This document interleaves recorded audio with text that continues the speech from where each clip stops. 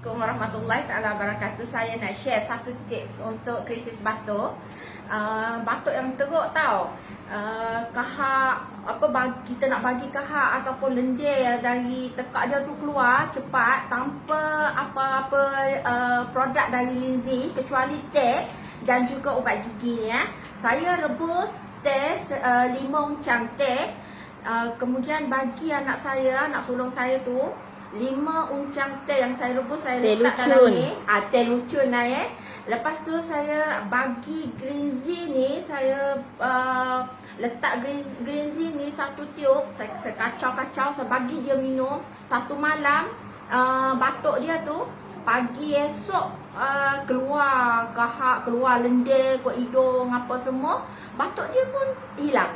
Alhamdulillah lah, dengan teh 5 uncang yang direbus, dia minum panas, kemudian masa sejuk pun dia minum dia bersama dengan Greenzy ni, alhamdulillah batuk dia pun satu malam saja. Allah bagi dia rezeki, hilang batuk tu.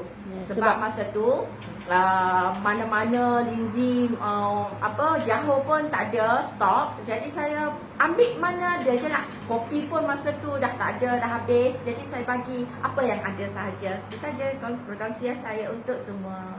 Assalamualaikum. Terima kasih lah ni.